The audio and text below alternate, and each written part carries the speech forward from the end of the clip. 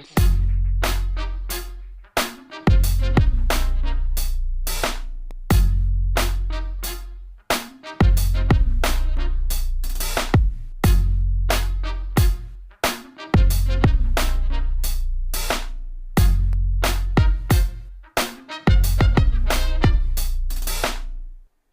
morning, everyone. Thanks for joining me. Thanks also for your patience while I took a week off from streaming. I don't remember if I did an edited video last week. I'm using my SM7B, so if there's any audio issues, please let me know. It'll just take me a second to switch back to the DJI mic. It sounds a little bit better. Like I was doing some audio comparisons, and the lav mic is super convenient, but the sound quality isn't quite as good, and since it's an audio channel, it kind of makes sense to have good sound. So today we're going to be talking about building a mix. So I've covered dialogue editing, sound effects editing, sound design, Foley, mixing, like pretty much every topic you could cover, but there's kind of a method that I use to building a mix, and the order of steps that you do in audio post-production really shapes how the end result turns out. So we're going to be talking about kind of what order you want to do things in, and kind of how to start approaching a scene and then a film overall. So it's going to be platform agnostic. We're not going to be covering too much as far as like technical Pro Tools or DaVinci or Premiere, that type of thing. It's really going to be focused on kind of global, here's how you approach it. And it's something that is important because it's easy to get kind of mired in the details of something, get like so focused on dialogue cleanup or so focused on a little 15-second action sequence for sound design that you lose focus. If you're not able to step back and look at the big picture, then that moment might work really well, but how does it work for the context of the entire project? So yeah, so any questions you guys have, like any comments or things that I need to slow down, drill down on, or any of your input too, like if you're like, hey, this is, I do this a little differently, please feel free to chime in, because that user input and feedback is really what drives the channel. So also thank you to channel members, your support, and let me pull up the Discord because I might as well. All the conversation you guys are driving on Discord has been great. Like even when I've been busy with work, which thank God for that, but you guys have really kept the ball going on that. So let's just check this out. So here's our Discord. This is for members only. So you just click join on a video on my channel, and it helps support me, helps me make more videos, and also gets you access to this. So we've got text channels, we have a chit chat voice channel, but we've got general studio setup, member of the week, which I slacked off last week and didn't have one, questions and answers, production sound, and plugin development, which because of work, I've kind of put this plugin on the back burner until I get some more downtime, but this is going to be released hopefully within the next month or so. Still doing some testing, but this is a Pro Tools and like VST plugin. I mean, you can use it in Pro Tools, you can use it in DaVinci, Premiere, Cubase, whatever. So it's going to be Mac only to start with. So yeah, so that's my quick sales pitch for channel memberships, which I don't need to talk about again. And let's just jump into approaching a project. Let's say you get a fresh project in. We already have a question. Will spotting sessions be covered in the video? So Master Nelson has asked that. So yes. So let's talk about what happens when you get the email or the phone call from a client. Hey, I got this project for you.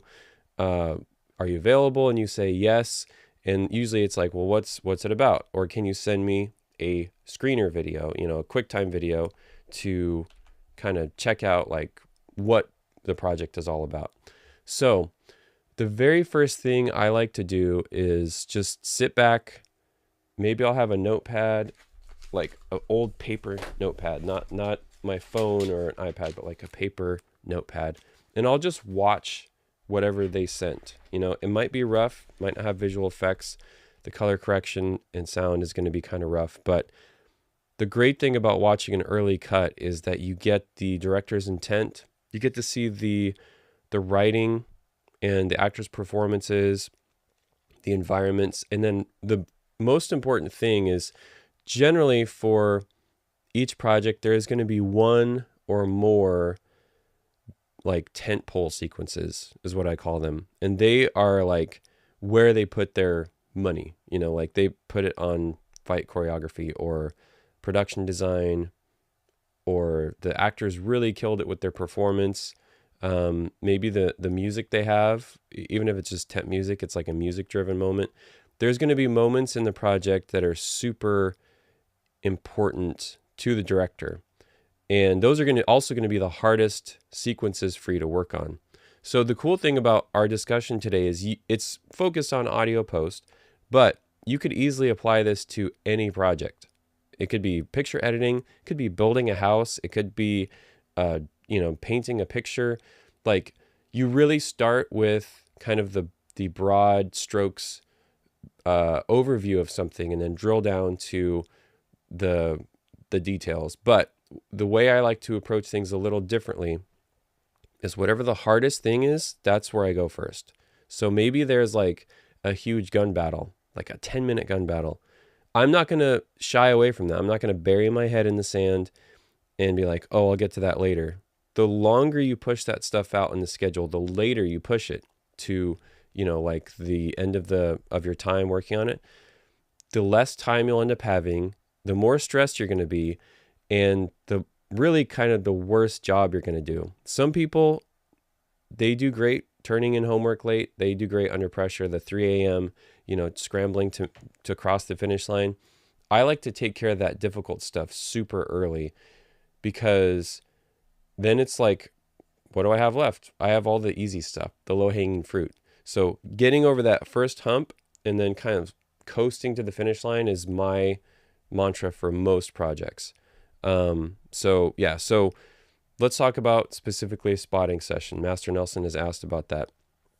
When you get, you have your initial notes that you write down.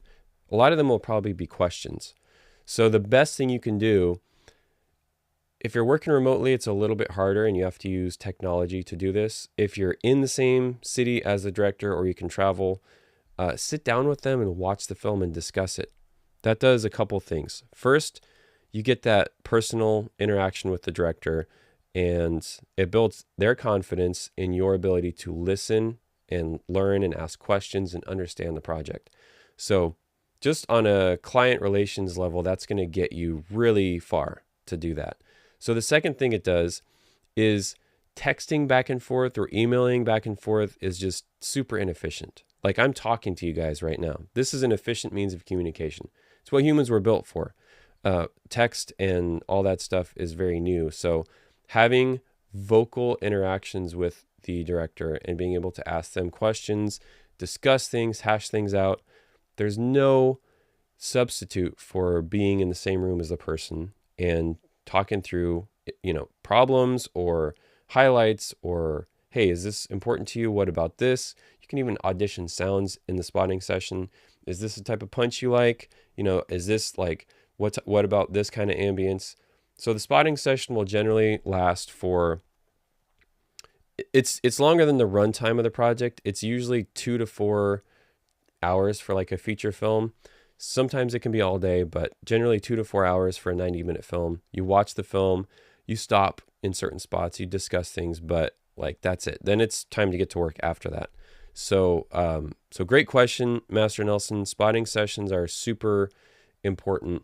Like, you get that personal interaction, you understand the project. You can also, if you have a team working with you, have them in the room so that they're not just names in the credits. The director might get to meet the dialogue editor and the sound effects editors and Foley team. So all that is really good to have. And go into the spotting session having already watched the project, and have questions on your notepad. Because the director, even if they are stupid questions, you might call, like, the fact that you spent the time to watch and think about the project is going to get you a lot of brownie points with the director. So come prepared to the spotting session. If you have to do it remotely, you know, you're going to probably be using Zoom for communication, and you'll be using some kind of, you know, playback, remote playback thing like Source Connect or Sound Whale, or gosh, there's so many out now. Looper, Mix Stage. So there's a lot of options for that, but start it off with having watched it and having a spotting session with the director. So then the next thing I like to do is, let's ask you guys in the chat, what is the hardest part of audio post-production? So let me know what you think the hardest part is, because it's usually 80% of the people will say this one thing is the hardest part of audio post-production, and that's what I start with. So what do you guys think? And I'll give you 5 seconds, and then I'm going to start dropping clues. Maybe Sesame Street level clues. I got kids, so we're big on education. So the hardest part of audio post-production starts with the letter D. Anybody? Bueller? No? Okay, well, mixing music with sound effects. Getting work. Great. Right now, yeah, that's true. Riley, that is extremely true. I finally got some work. I had like a couple months of not much going on, and then now I have too much going on. So the hardest part of audio post-production starts with D, and it's dialogue editing. That's the part that people have the least understanding about. It's, yep, Alex, you got it. Dialogue. DX edit. Exactly. So there's a lot of different ways to edit dialogue. You know, my way I think is the correct way. Everybody thinks that. It's not true. Like, there's different ways to do it. But the most difficult part is working with something that's already been recorded in circumstances outside of your control, and having to take these location recordings. A sound stage is usually easier, but location recordings, and make them sound like they're supposed to. You know, that is the hardest part, getting things smooth. So the first step I do when I have a project is dialogue editing.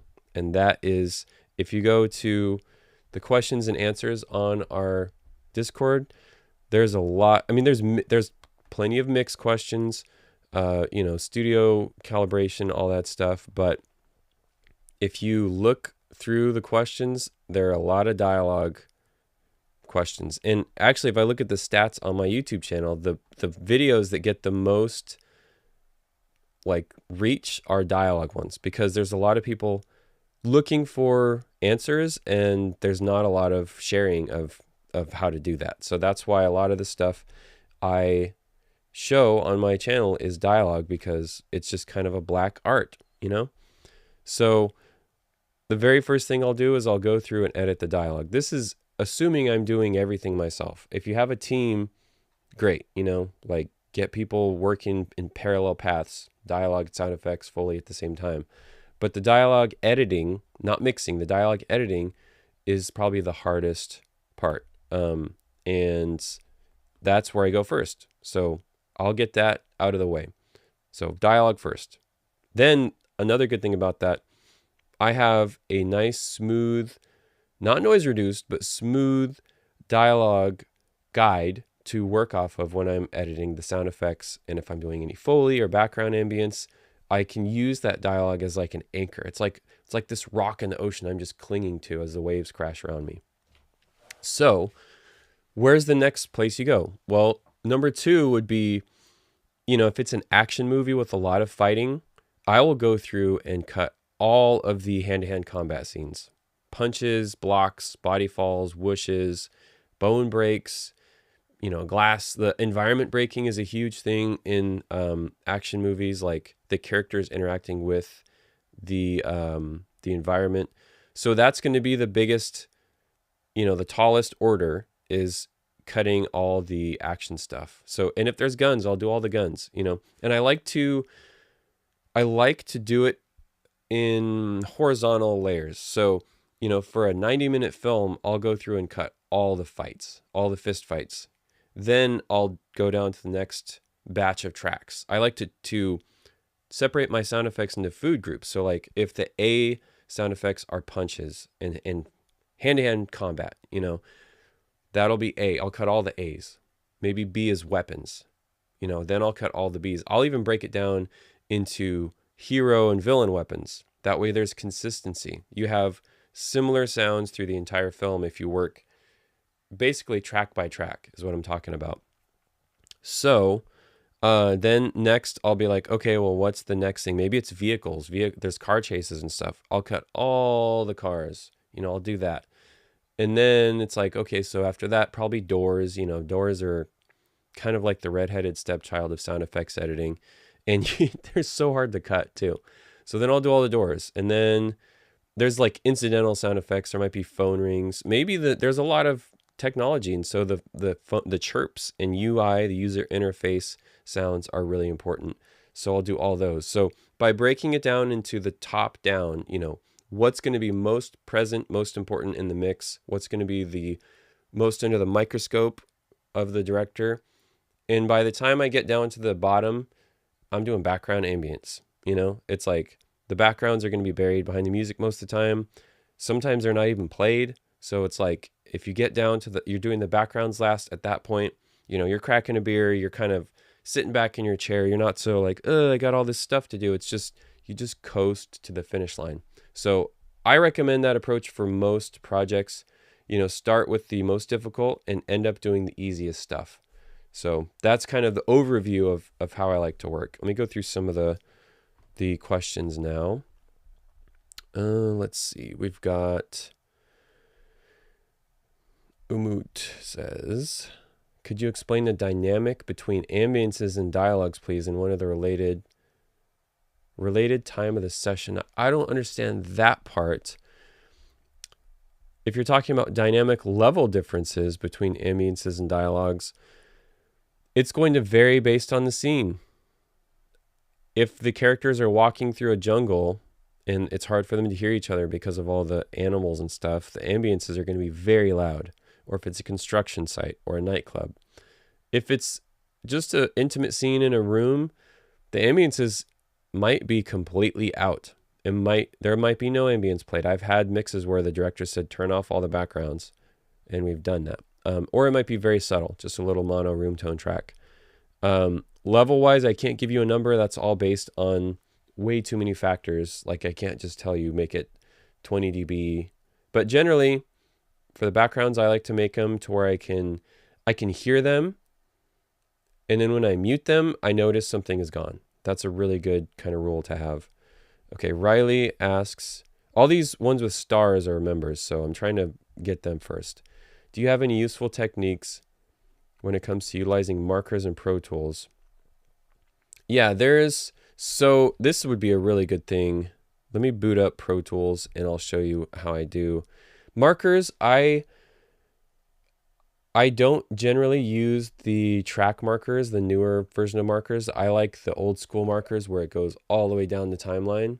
And then I use region groups for the other stuff. And the reason for that is on most projects I work on, they're not locked. There's always some picture change. Even if they say it's locked and the QuickTime says lock version 3, there's going to be more picture edits. Oh, we swapped out an establishing shot, or the B-roll changed, or we had to do a line swap because this wasn't clear. We had to cut away because, it was like not clear what was going on. So I generally do not like markers. Like I'll use markers for scene cuts a lot of the time. I know people do scene tracks, but let me show you this. So in Pro Tools, here's how I like to make notes for myself. Let's do 5. These are all just going to be notes tracks. So let's do DX, let's do sound effects, let's do Foley, let's do mix. Oops. Yeah, you guys can see this. So what I'll do is maybe this needs to be ADR. ADR, done. Maybe the sound effects here, the guns need to be accurate. A lot of veterans are going to watch this, and so the guns have to sound right. Maybe for Foley, this here, it's not clear what the floor is, so it's wood with carpet. So I will leave myself region groups, and I don't have my keycaster turned on. So let me turn that on. So now I have to like think. Okay, there you go. You can see it in the bottom left. It's Option Command G to make a region group, and then double click and say focus on music. You know? And the nice thing about these is, let's say I have to do a conform.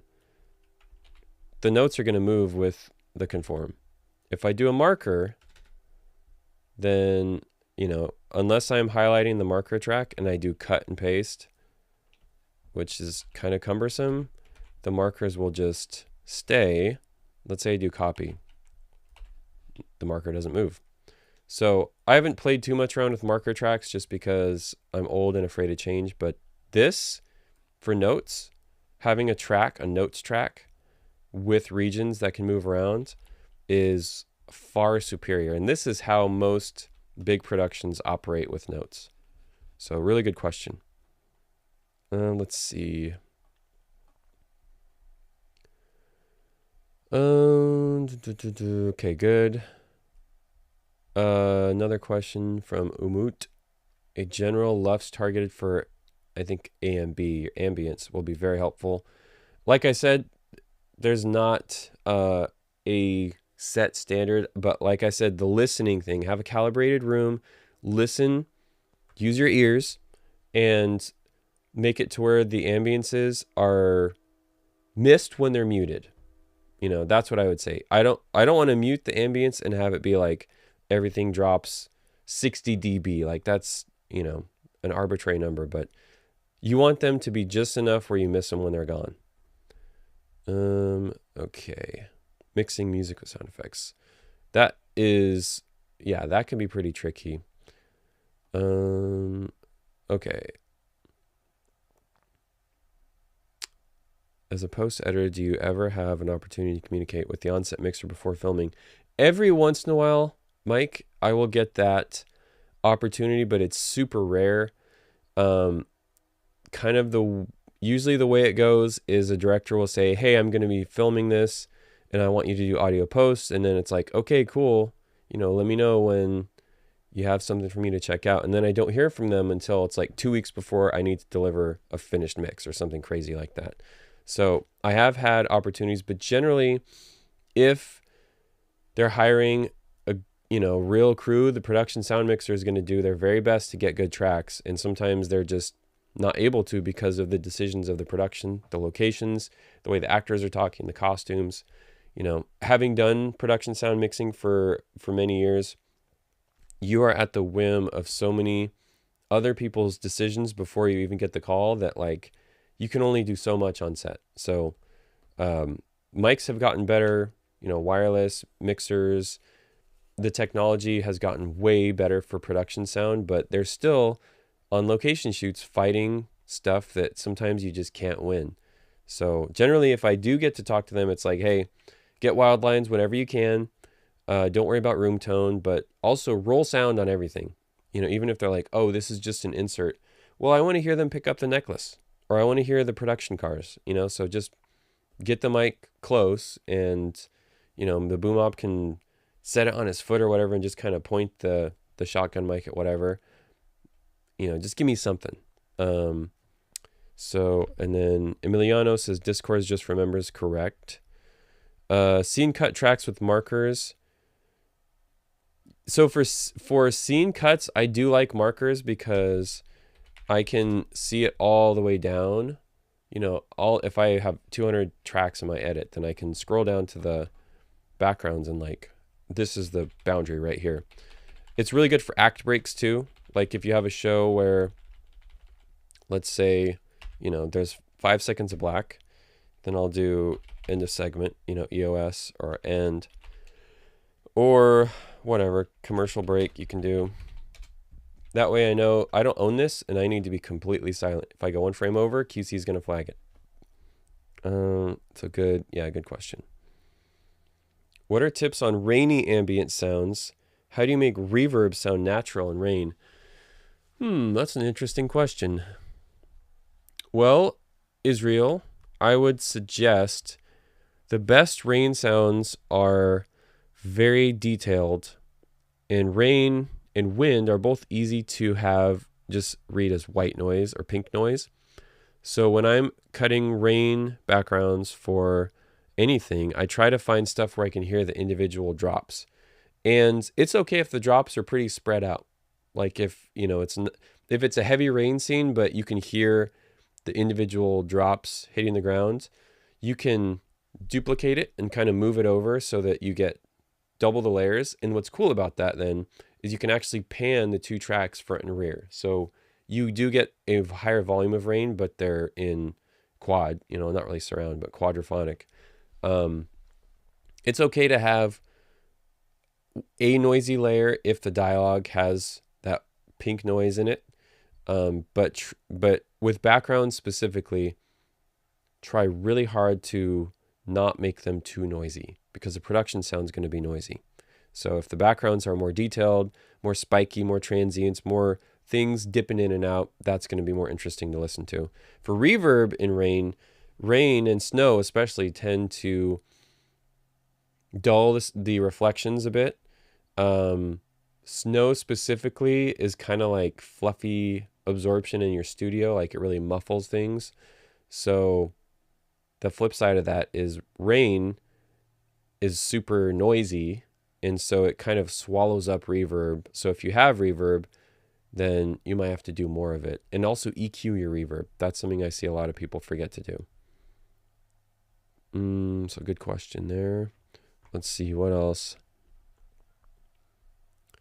Advice for beginners in post-production and new to Pro Tools. That is exactly what we're talking about. Yeah, if you're new to Pro Tools, really just spend the time getting to know the software, and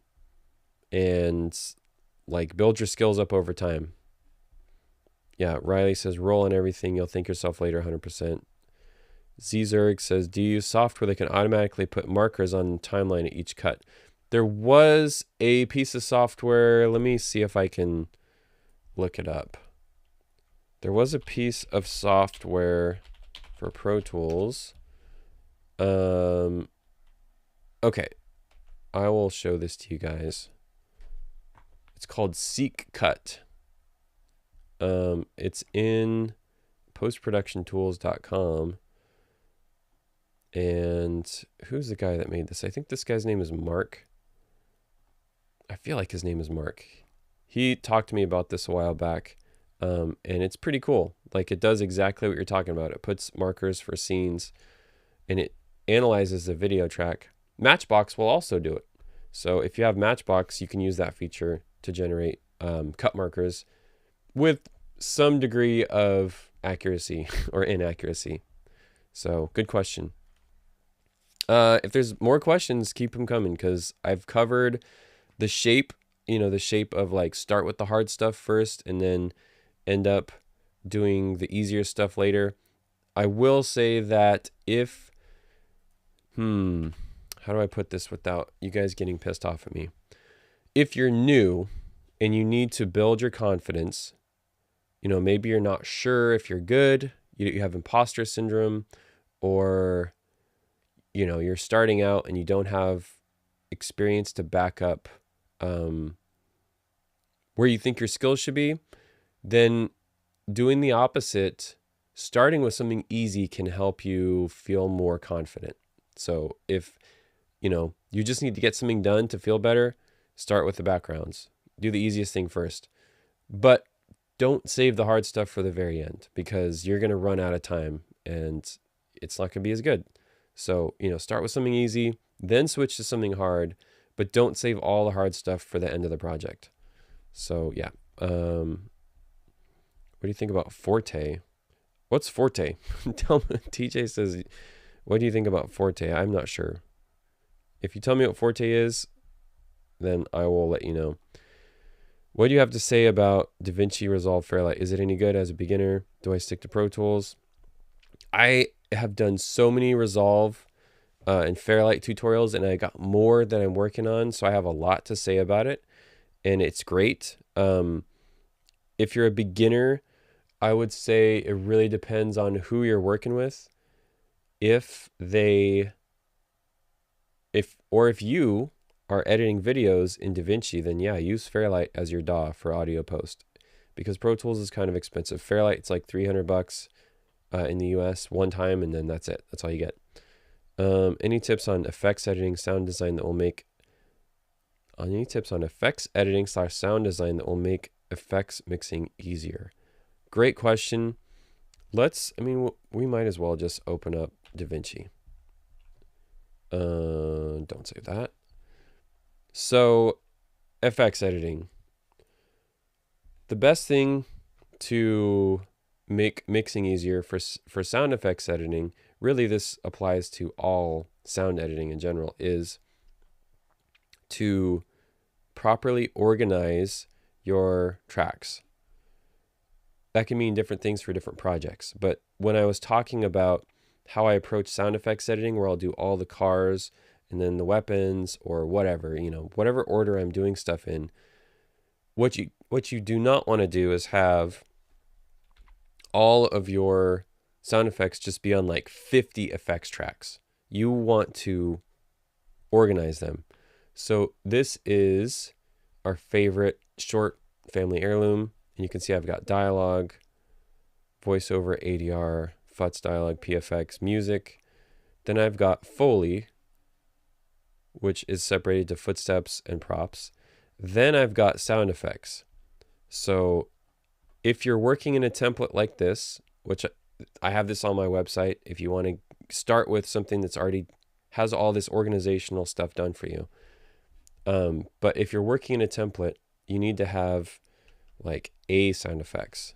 You can see the A sound effects only come in over here, and that's because this is hand-to-hand combat. So all the punches, whooshes, all this fighty stuff is on the A tracks. Okay, well, let's look at the B ones, these orange ones here.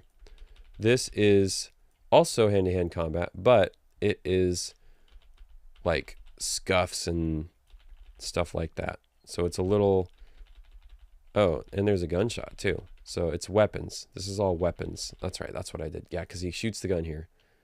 He shoots the gun. So B is all weapons. And then C here is, this is all the cars. So C, car, I like to do that. D is actually the motorcycle. So I've got it's actually a Chevy Avalanche on the C tracks and the motorcycle on the D tracks. And finally down here on the E, we've got like the lighter and some of the other proppy things like the phone, the phone's there, the lighter's there. There's a little phone call that happens. So I can just by scrolling down see that the sound effects are organized in a logical way to help me mix. Because this way, if the director says the mix is great, but the cars are too loud, vehicles are too loud, I can just grab my VCA and turn that stuff down, or just highlight them all and, clip gain them down. If he says, I like all the sounds, but the fight sounds don't work for me, well, then I just go to my A tracks and I recut all this stuff, which is going to take forever. But at least I can visually see where the fight stuff is. And then backgrounds are where they're at too. So I have A and B backgrounds. So organizing your timeline and your tracks is crucial. It makes the mixing more fun, for one, and it makes it faster because you can just blow through tracks. You can, mix all the punches, mix all the cars. You can kind of do them just like you would cut it, mix it top down instead of left to right. So good question. When editing ADR, which plugin do you prefer for the center channel? I just use an EQ and a compressor and maybe mono reverb, and that's it. And take any flavor of those that you want. It does not matter. A good mixer doesn't need specific plugins. They can use stock plugins that come with any DAW and have a great mix. David Brown says, background ambience for interiors. Adding exterior sounds like birds, crickets, etc. This is a great question. It's something that directors generally have a lot to say about. So if the actor's performance in the scene is great, you will need to add very little background ambience. If the actor's performance in the scene is terrible, you'll be adding a lot because the director is going to say, the scene feels dead and we need to add life to it. They like to say that, add life. What they're really saying is, I did not properly direct the actors, or the actors couldn't pick up what I was putting down, and you need to save it. Mr. or Mrs. Sound Designer, this is your responsibility to save. And they'll ask for thunder and car buys, and I want to hear the neighbors fighting off screen, and I want to hear kids at the park 10 miles down the road, and I want to hear this, and I want to hear that. So then, yeah, then that gets tricky. Like, how do you add without adding too much? So I like to look at a scene and kind of think about what the characters would hear and their feelings. I'm not really an empathetic guy, but you kind of have to be. So if it's a sad scene, it's just a guy sitting alone in his room, like me right here, and he's like, lonely, let's say. Well, what's a lonely sound I could put in there? Ticking clock is the classic one. Then it's like passage of time. It gets you thinking about the passage of time. But you might put like a really muffled, subtle couple next door in the next door apartment. They're not fighting. They're like having good conversations. Maybe they're talking about having kids someday. Man, that's going to rip your heart out if you're lonely. So try to think about what the characters are doing, what they're feeling, and add backgrounds that amplify the emotion or the story. You don't want to add stuff that takes away. So if it's a quiet scene and you're adding traffic, you're probably doing too much. So yeah, great question. Tips for recording in the rain. That's a tough one. Get a rain cover for your boom, but you're probably going to be relying on the lavs. Make sure the lavs are nice and quiet. You don't have a lot of clothing noise. Rig them. Make sure you have a relief loop in the lavalier line so that if they tug or move, you don't get a lot of clothing noise or the mic doesn't pull off. Don't do tie rigs. I hate tie rigs with a passion, where it's like in the tie knot and it just sounds like this is exactly what it sounds like. All you guys miking people on the tie knot, and you think, yeah, this rig sounds great. This is what it sounds like. It sounds like a World War II aviator, Angels 11. I don't know. Just find it, put it down on the tie. Put it down here by like where the little keeper thing is on the tie that keeps the skinny part. Put it down there, put it in the shirt if you can. I like to, there's usually a space between the knot and the clip where there's like an air pocket. That's where I used to like to do. If I had to use the tie, that's where I would put the lav mic. So good question. Let's see. More questions here. Forte is automated import and export for Pro Tools. I'll have to look into that. I usually just do bounce to disk.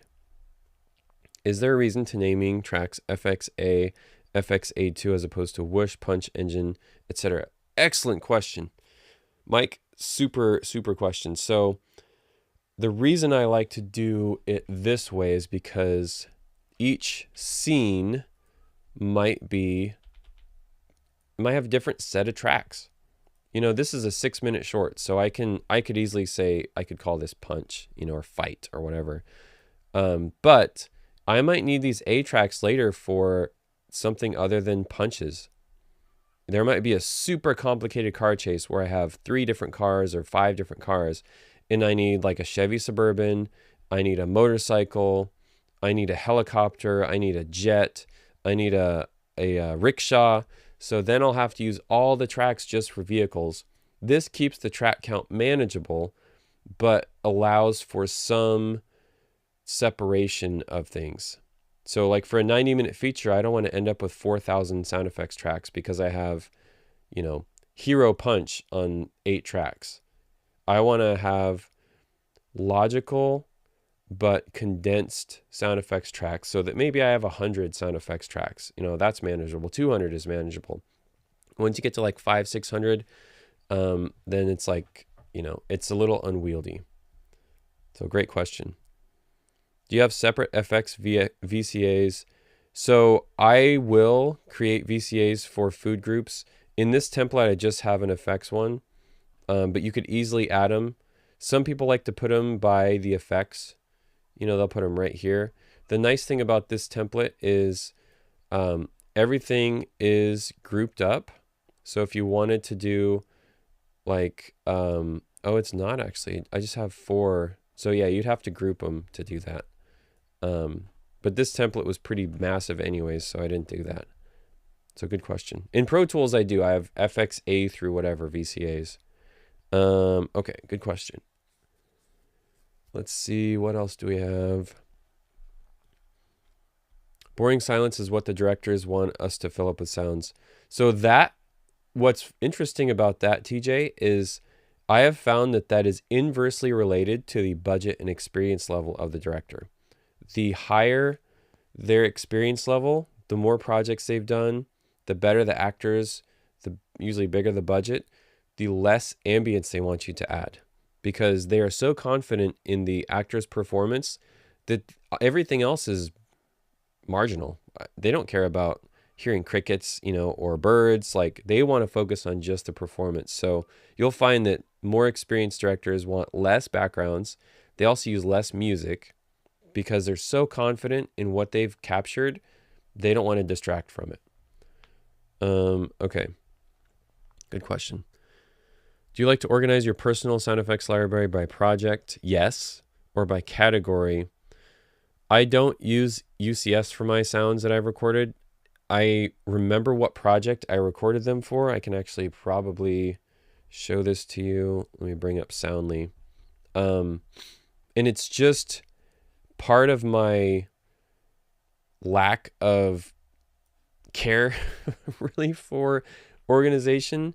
So let me close this. There's some stuff you can't look at there. So if I remember this one project I did, it was called My True Fairy Tale. So I've got all this stuff that I recorded for it. I've got some leafy tree wind and some stuff in a trailer park and, you know, different places I've recorded. I also remember when I lived in Atwater Village, I saved a bunch of that stuff. Actually, some of it is ATW.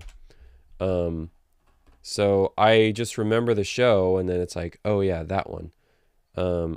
Yeah, so that's how I search for that stuff. I'll do, like, for example, one of my favorite things is I have this leaf wind in a parking lot. This was recorded in the fall, dry leaves skittering across an asphalt parking lot. That's one of my favorite sounds to use. So I just remember the, you know, the name, and I type it in, and bam, it's right there. So good question. After layering, this is from Master Nelson, after layering the right sounds, what are the most common tools to make sound effects sound otherworldly? Reverb and low pass. Riley says, I'm starting to opt for lav mic as close to the chest as possible, even if it's a bit muffled by a thick layer of clothing. Chest resonances, but less high end over a throaty, nasty lav all day. Yeah, exactly. Mike says, so if you put a different type of sound effects on the same track, do you just automate the plugins for what you need? Good question. Yes, but I will also let you know that if you're using the correct sound for each moment, you'll have to do very little EQ and compression on sound effects. They pretty much just sound good by themselves. So try to aim for that. If you are having to mentally convince yourself that, you know, well, when I mix this, it'll sound good. Go back to sound editing. Get the sound edit correct. Get it to where the edit sounds good on its own, because having to mix 12 layers for one punch, you probably didn't pick the right sounds. So just go back to your edit and get it right. So yeah, but if I have to, you know, like doors, I'll probably add some reverb too, but punches I won't. If they're all on the same track, I go clip by clip when I'm mixing. So yeah, good question. Steve says, hi Thomas, it's been a while, and being able to catch a live stream being in Aussie land, it's 1:43 a.m. Steve, the question I have for you is, are you a fan of the Big Les show? Because that's probably one of my favorite shows of all time. It's only on YouTube, and it's hilarious. And every time I hear an Australian talk, I think about Les and Sassy and Clarence. Use some of your ATW carbides in a short. They were great. Hoping it makes it to some festivals. That's cool. Awesome. Well, we've been streaming for about 45 minutes, and I am kind of running out of steam as far as the topic. I feel like it's kind of a short, contained topic about how to approach and build a mix, starting with the dialogue. We didn't really talk about mixing, so we can do that real quick. So let's say you have all the sound editing completed, whether you've done it yourself or you've done it with a bunch of collaborators, or worse yet, you're just having to mix what's come to you in the AAF. I like to mix the same type of shape that I was talking about with doing the hard stuff first. This like basically peak, and then you do the hard stuff, and then by the end you're just coasting through, having to do super easy stuff. So what is the hardest thing to mix? I'll give you a clue. It starts with D. It's dialogue. Start mixing the dialogue. And the nice thing about having everything in your timeline is you can mix it while listening to the backgrounds and the Foley and the sound effects and the music. That way, maybe this stuff isn't pre-dubbed yet, but you kind of have an idea. There's going to be heavy music through this, so the dialogue needs to be pretty flat and undynamic.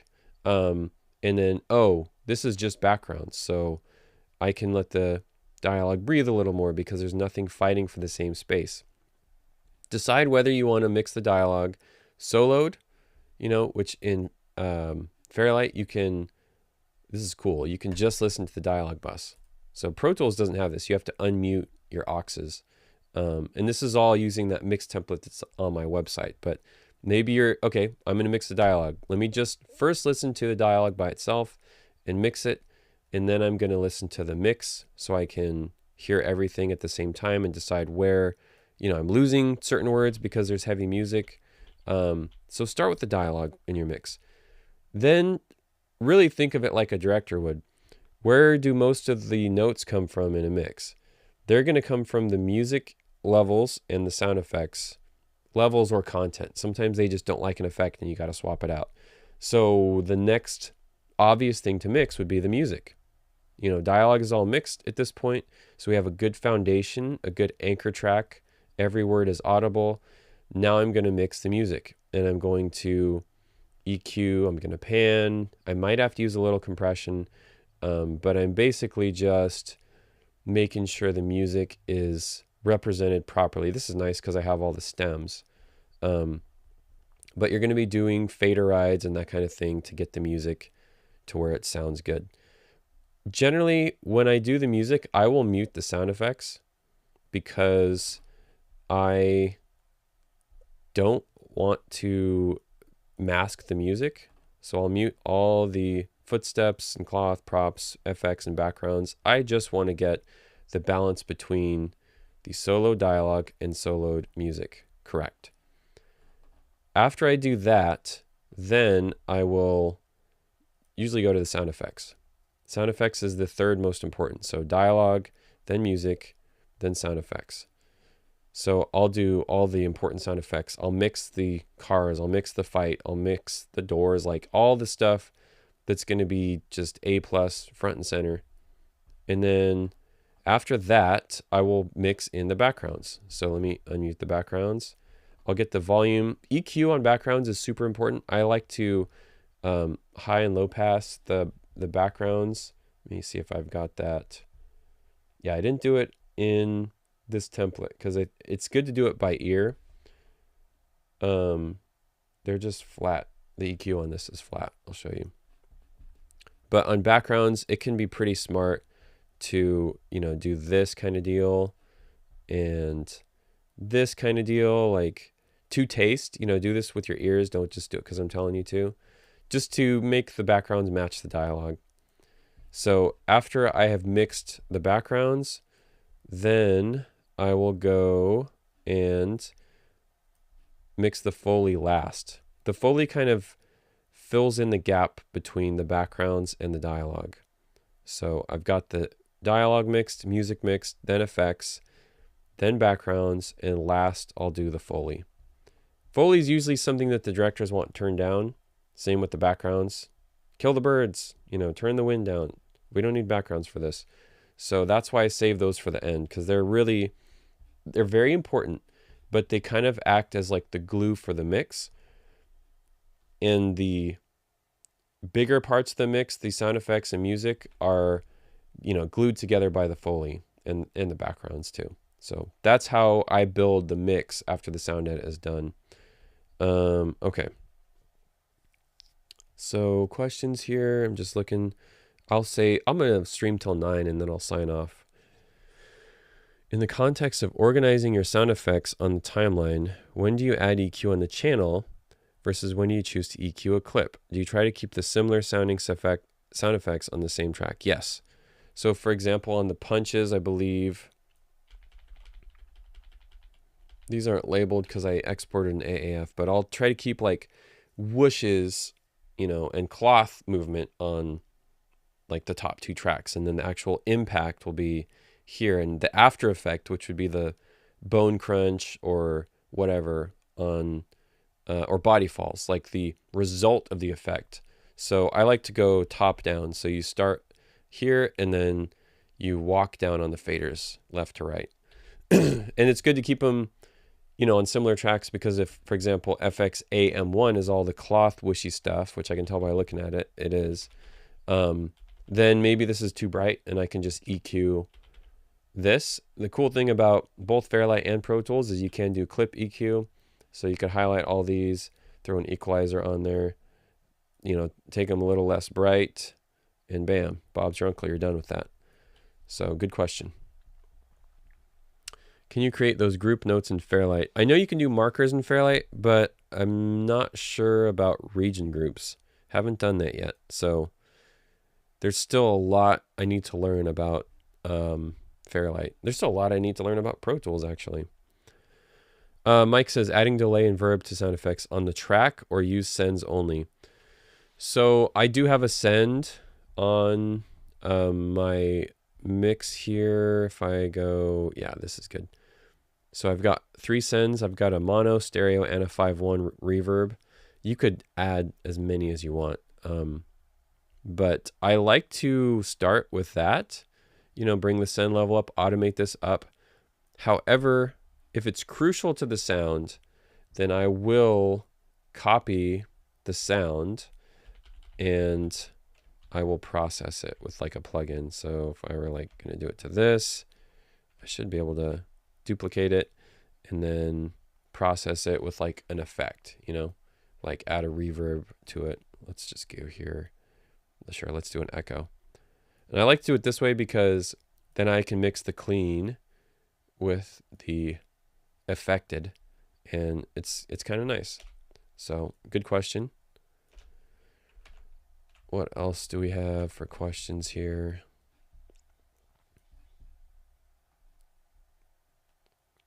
There's quite a number of plugin sales at the moment. It's because nobody's working, Steve.